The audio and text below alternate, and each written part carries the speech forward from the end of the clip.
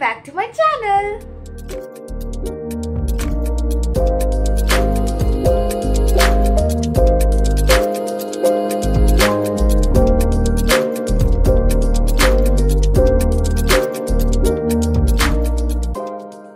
Class 10 এর প্রথম study ব্লগে তোমাদের সবাইকে সুস্বাগতম।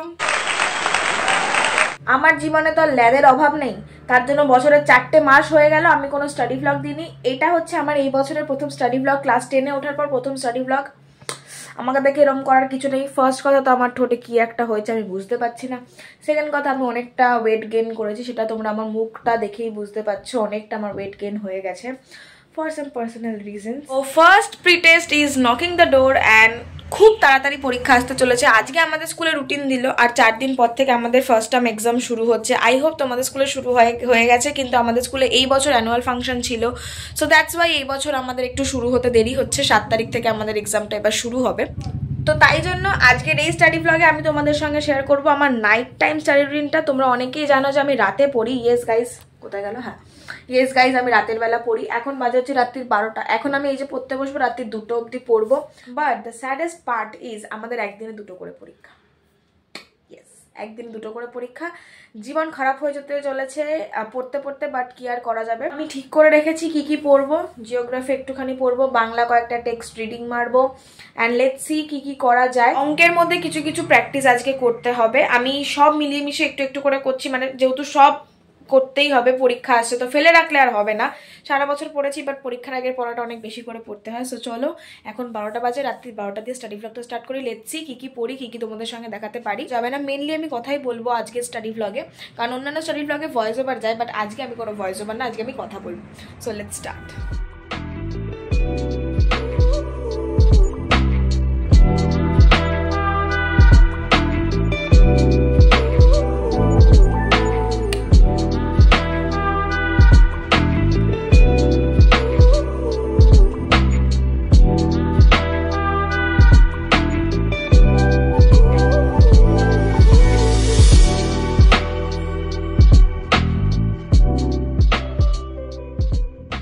গাইজ ট্রাস্ট মি, আমি কিছু পড়ি না সারা বছর। আমি পরীক্ষার আগের দিন পড়া মেয়ে। এখন আমার মাথার টনক নড়েছে যে আমার পরীক্ষা, তো এখন আমাকে পড়তে হবে। পিছনে মিউজিক চলছে, অ্যাজ অলওয়েজ আমার চলতে থাকে। সো প্লিজ ডোন্ট জাজ, কারণ আমি গান শুনতে শুনতেই পড়ি আর আমি এটা খুব পছন্দ করি। হ্যাঁ, যখন কোনো পড়া মুখস্থ করছি অবভিয়াসলি গান চালাই না, এরকম মিউজিক কোনো একটা চালিয়ে দিই, রিল্যাক্সিং মেডিটেশন মিউজিক। আমার বন্ধুরা কেন বিশ্বাস করে না যে আমি এত পড়াশোনা করি না যতটা আমি দেখাই, কিন্তু অ্যাকচুয়ালি আমি করি না। আমি জানি ভাই আমি কোনটুকু পড়ি, আমি কোনটুকু পড়ি না। আমি এমন পাপি লোক, আমি এমনই পাপি লোক, আমি বই খুলে রেখে ফোন ঘাঁটি, আমি বই খুলে রেখে জোন আউট হয়ে যাই, বই খুলে রেখে অন্য কিছু ভেবেই যাচ্ছি। হয়তো বইগুলো আমার সামনে খোলা রয়েছে, আমি ডায়েরিতে কবিতা লিখেই যাচ্ছি। আর মাঝে মাঝে একটু ফ্লেক্স করতে হয়, তো মাঝে মাঝে বইগুলোকে সুন্দর করে সাজিয়ে আমি ছবি পোস্ট করি। তো অনেকে ভাবে আমি অনেক পড়াশোনা করছি, বাট অ্যাকচুয়ালি আমি করি না, কারণ আমি সত্যিই পড়াশোনা করি না। লাইফ সায়েন্সটা পড়তে হবে গাইজ, আর লাইফ সায়েন্স বেশ অনেকদিন পড়া হয়নি। ফিজিক্যাল সায়েন্স তো আমি পারবো, যেটা পারবো না সেটা হচ্ছে লাইফ সায়েন্স। তো চলো লাইফ সায়েন্স পড়া যাক। পড়ার ক্ষেত্রে খুব ইম্পর্টেন্ট একটা পয়েন্ট হচ্ছে কোথায় তুমি পড়ছো। সো এটা হচ্ছে আমার স্টাডি টেবিল। এই স্টাডি টেবিলে মা সরস্বতীও যেমন রয়েছে, and she is the most important person of my life, সেও রয়েছে আমার এই স্টাডি ব্লগেই। যাই হোক, তার সঙ্গে সঙ্গে রয়েছে আমার 2টো টেস্ট পেপার, ও অলসো বেস্ট ফ্রেন্ড, আমার বেস্ট ফ্রেন্ড এখানে রয়েছে। যাই হোক, আমার 2টো টেস্ট পেপার রাখা রয়েছে, অ্যান্ড এটা আমি ভিডিওর জন্য রেখেছি। চেয়ারে পড়াটা খুব ইম্পর্টেন্ট বলে আমি মনে করি, এতে তোমাদের ল্যাদ লেগে যাবে না। আর তোমরা যদি আমার মতো মানুষ হয়ে থাকো যাদের সব কিছুতে ল্যাদ লেগে যায়, তারা অবশ্যই কিন্তু চেয়ারে পড়াটাকে অভ্যাস করো, কারণ বিছনায় শুয়ে শুয়ে এখানে যদি তুমি পড়ো একটু পরে ঘুম পেয়ে যাবে, মনে হবে একটু ফোন দেখি, একটুখানি শুয়ে থাকি।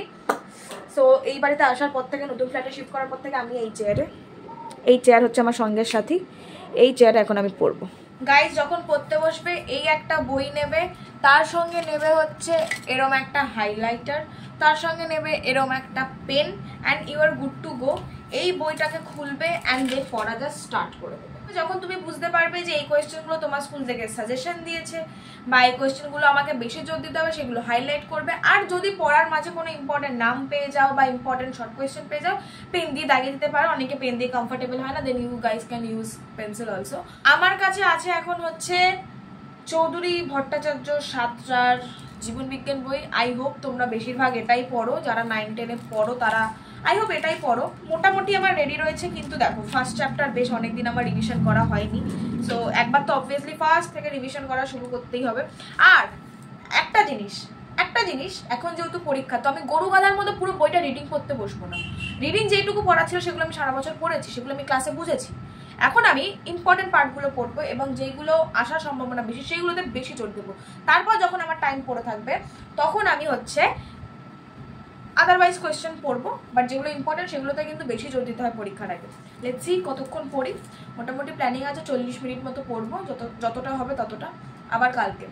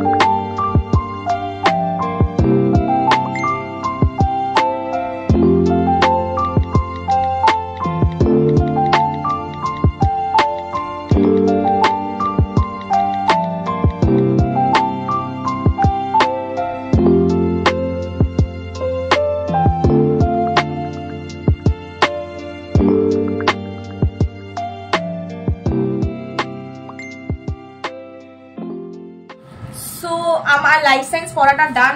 এবার আমি যেটা ভাবছি সেটা হচ্ছে একটু অঙ্ক প্র্যাকটিস করবো। দেখো অঙ্ক সারা বছর অনেক প্র্যাকটিস করেছি, পরীক্ষার আগে আমি বলবো তোমরা যেই চ্যাপ্টারগুলো অনেক প্রবলেম রয়েছে সেই অঙ্কগুলো প্র্যাকটিস করো। কিন্তু আদারওয়াইজ যদি তোমার মনে হয় যে এই চ্যাপ্টারটা আমার ফুল রেডি, জাস্ট একবার আমি লাস্ট বার করবো, তাহলে আমি বলবো অঙ্কগুলো জাস্ট চোখে দেখো। যদি তোমার মনে হয় তোমার প্র্যাকটিস হয়ে গিয়ে থাকে, তুমি পারবে, তাহলে আর এক্সট্রা করে ইজি চ্যাপ্টার বা যেগুলো তোমার কমপ্লিট হয়ে গেছে সেই সব চ্যাপ্টারে বেশি টাইম ওয়েস্ট করো না, কারণ যেগুলো কঠিন চ্যাপ্টার সেইগুলোতে তোমাদেরকে টাইম দিতে হবে। কিন্তু তার আগে আমি যে এতক্ষণ ধরে পড়লাম, এবার আমার মুডটা একটুখানি বোরিং টাইপের হয়ে গেছে, কারণ বেশিক্ষণ থিওরি বেস পড়তে আমার না খুব ভালো লাগে না একটানা পড়তে। তো মোটামুটি 40 মিনিট বলে আমি 1.5 ঘন্টা ধরে লাইফ সায়েন্স পড়ে গেলাম, পুরো একদম ফার্স্ট চ্যাপ্টার শুরু করে হরমোন শেষ করে দিয়েছি। এখন আমি গল্প পড়বো, গল্প মানে সাহিত্য সঞ্চয়ন পড়বো। আমার খুব ভালো লাগে বাংলা গদ্য পড়তে। আমি না এমন একটা পার্সন, আমার ওই 500 পাতা 600 পাতার বা ওই ধরে রাখো 200-300 পাতার না আমার ওরকম বই ভালো লাগে না। কেন? কারণ ওই বইয়ের গল্পগুলো তো পুরো বইটা জুড়ে হয়। তো ধরো আমি আজকে 6 পাতা পড়লাম, কালকে 7 পাতা পড়লাম, এরকম ভাবে আমাকে অনেকদিন ধরে টানা বইটা পড়ে যেতে হয়। পড়ার এতই চাপ চলে যে আমি প্রতিদিন রেগুলার ভাবে তো বই পড়ে উঠতে পারি না। তো আজকে পড়লাম, আবার 3-4 দিন পরে বা মাঝে মাঝে 1 সপ্তাহ পরে হয়তো ওই বইটাকে ধরলাম, তো আমি না ভুলে যাই আগের দিন কি পড়েছিলাম। টেস্ট লাগে বাংলা টেক্সট বইয়ে থাকবে, দেখবে 10 পাতার 10 বা 12 পাতার এরকম গল্পগুলো থাকে। এইগুলো আমার পড়তে খুব ভালো লাগে, যেগুলো একটা ছোট গদ্য যেগুলোকে বলে, যেগুলো সুন্দর সুন্দর ভাষা রয়েছে, যেগুলো খুব ইজি, যেগুলো সবাই বুঝতে পারবে, আমার এরকম পড়তে খুব ভালো লাগে। পথের পাঁচালী বই রেখে দিয়েছি, ক্লাস 8-এর টেক্সট বইটা রেখে দিয়েছি, তো আমার গল্প পড়তে খুব ভালো লাগে। এখন আমি একটা রিডিং মারবো, ক্লাস 10-এরই রিডিং মারবো। এখন গল্প পড়ার টাইম নেই, বাট আফ্রিকাটা পড়বো একটুখানি, কারণ আফ্রিকা তো যথেষ্ট টাফ একটা কবিতা। আমি তো বলবো যখন কবিতা পড়বে তখন কবিতার একদম ফিলিংসটা বুঝতে হবে, কবিতার একদম গভীরে ঢুকে সেটাকে বুঝতে হবে। তো আমি যখন বোরিং ফিল করি একটা সাবজেক্ট পড়ার পর, তখন আমি জাস্ট একটা বাংলার গল্প বার করে পড়তে আরম্ভ করে দিই, যেই গল্পটা আমার মনে হচ্ছে একটু টাফ আছে, যেখান থেকে খুঁটিয়ে কোয়েশ্চেন দিলে আমার মনে হচ্ছে একটু অ্যাটেন্ড করতে সমস্যা হবে, তো তাই জন্য আমি সেই গল্পটা পড়ে নিচ্ছি। সেটা হচ্ছে আফ্রিকা। একটু আমার কম পড়া হয়েছে, কারণ জানি না, আমার আফ্রিকাটা একটু কমই পড়া হয়েছে, তো এখন আমি আফ্রিকাটা বার করবো অ্যান্ড আফ্রিকা গল্পটা পড়বো। আর গল্প পড়ার সময় I like to keep my self very relax. আমি একটা ব্যাকগ্রাউন্ড মিউজিক চালাই, যেমন আমার এখন চলছে, তোমাদেরকে 2 মিনিট শোনাই। আমাদের রাস্তা সাজানো, তোমার পাশেই আমার পারে, তোমার রক্তে বানানো, বাড়িয়ে দাও তোমার হাত, আমি আবার তোমার আঙুল ধরতে চাই। হ্যাঁ, ব্যাপারটা ঠিক এরকমই। আমি আমার প্রিয় কিছু বাংলা গান আমার ব্যাকগ্রাউন্ডে চালাই, আর সেই গানগুলো শুনতে শুনতে আমি গল্প পড়তে পছন্দ করি। আমি এরকমভাবে বসি, বইটা হাতে ধরি অ্যান্ড গল্পটা পড়ি। এতে অনেক ভালো লাগে। যারা গল্প পড়ার হ্যাবিট নেই অবশ্যই গল্প পড়ে দেখো, মন অনেক ভালো হয়। যদি গল্পকে বুঝে পড়তে পারো না, গল্পের ভিতরে ঢুকে যেতে পারো, খুব ভালো লাগবে। I know listening song while studying is not a very good habit, but গান এমন একটা জিনিস যেটা আমাকে আনন্দ দেয়, যেটা আমাকে সবার থেকে ভালো ফিল করায়। জীবনে হাজার রকম সমস্যা সবার থাকে, বাট যেই জিনিসটা অ্যাকচুয়ালি আমাকে হ্যাপি ফিল করাতে পারে সেটা হচ্ছে গান। এমন নয় যে আমি রক মিউজিক শুনছি, আমি মুড বুঝে গান শুনি and it makes me feel so better, it makes me calm, peaceful. So yes.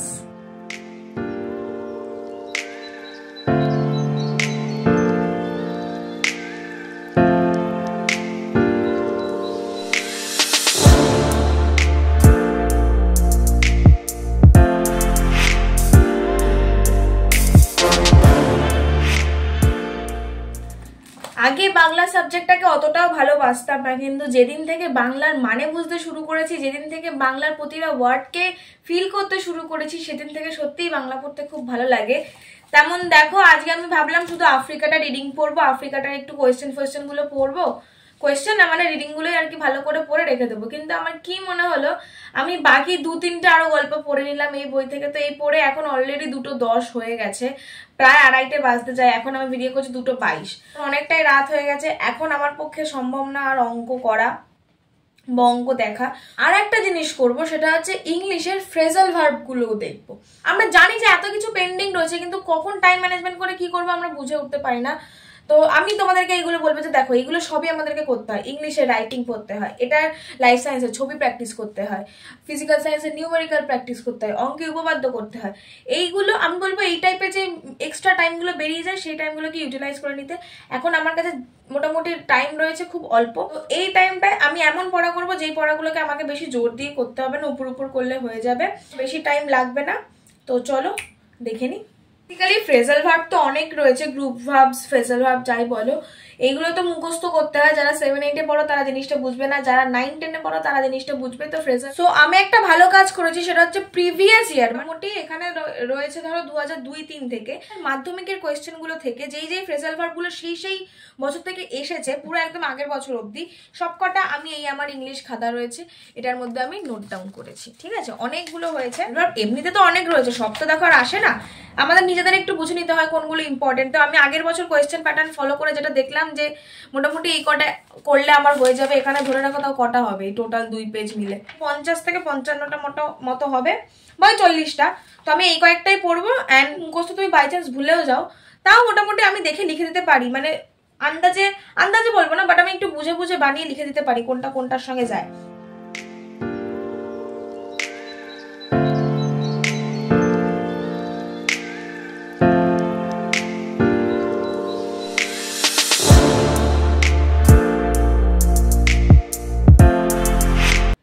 Guys আমার আজকের মতো পড়াশোনা হয়ে গেছে ডান। আর আজকের স্টাডি ব্লগটা বেশি বড় ছিল না, কারণ আমি এই স্টাডি ব্লগটার মাঝে বেশিক্ষণের কোনো পড়া দেখাইনি, 2-2.5 ঘন্টা মতো আমি এখন পড়লাম। সো সেই 2.5 ঘন্টায় আমি কি পড়েছি সেটাই দেখাচ্ছি। তো আমি অত নিজেকে প্রেশার দিলাম না, কোনোদিন প্রেশার দিয়ে পড়াশোনা করবে না। আর আমি নিজেকে অত প্রেশার দিই না, যখন মনে হয় যে ইচ্ছা করছে না, ওটার অল্টারনেটিভ কোনো একটা পড়া করে নি যেটাকে আমাকে কম প্রেশার দিয়ে করতে হবে, আর বেশি যেটা করতে হবে বুদ্ধি খাটিয়ে সেটা পরের দিনের জন্য রেখে দিই। এরমই তোমাদের সঙ্গে আমি স্টাডি ব্লগগুলো শেয়ার করতে থাকবো। তোমরা আরেকটা স্টাডি ব্লগ দেখতে পাবে যেটাতে কিনা সারা দিনের আমি পরীক্ষার আগে প্রিপারেশনটা শেয়ার করব, তোমরা সেটা দেখতে কিন্তু অবশ্যই ভুলো না। আর এখন বেজে গেছে অলমোস্ট 3টে, আমার পক্ষে আর জেগে থাকা সম্ভব হচ্ছে না, আমি জাস্ট ঘুমাবো। আর পরীক্ষার এই কদিন আমাকে একটুখানি খাটতে হবে, কারণ অবভিয়াসলি পরীক্ষার আগে সবাইকে খাটতে হয়। আর সারা বছর যা খেটেছি অবভিয়াসলি সারা বছর পড়েছি, কিন্তু পরীক্ষার আগে তবু না একটা খুঁতখুতানি মনের মধ্যে থেকে যায়, মনে হয় যে না এটা মনে হয় পারবো না, ওটা মনে হয় পারবো না, ওই করে করে পড়ে যেতে হয়।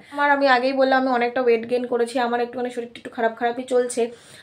আমি বুঝতে পারছি আমার শরীরটা প্রপারলি ওয়ার্ক করছে না, and due to some reasons আমি মেন্টালি ফিজিক্যালি ঠিক নই আপাতত, বাট আমি ইমোশনালি অনেক ঠিক হওয়ার চেষ্টা করছি, মেন্টালি ঠিক হওয়ার চেষ্টা করছি, তোমাদের সামনে হ্যাপি থাকার চেষ্টা করছি। So let's see what happens. And পরীক্ষা সবার ভালো যাবে এটাই আশা করছি। বেস্ট অফ লাক সবাইকে, এই পরীক্ষাটার জন্য না, পরবর্তী সব পরীক্ষার জন্য। আর তোমরা আমাকে বেস্ট অফ লাক অবশ্যই জানাতে পারো, কারণ আমার তো পরীক্ষা স্টার্ট হয়নি এখন, আমার তো পরীক্ষা স্টার্ট হচ্ছে 7 তারিখ থেকে। সো ইয়েস, তার আগে আরেকটা স্টাডি ব্লগ তোমাদের সঙ্গে শেয়ার করবো। And that's it. আজকের ব্লগটা এতটাই, কেমন লাগলো কমেন্ট করে জানিও। যদি ভালো লেগে থাকে একটু হেল্পফুল হেল্পফুল হয়ে থাকে অবশ্যই আমার চ্যানেলকে সাবস্ক্রাইব করে দিও, সাবস্ক্রাইব করতে একদম ভুলবে না। তো দেখা হচ্ছে পরবর্তী করে একটা স্টাডি ব্লগে, টাটা।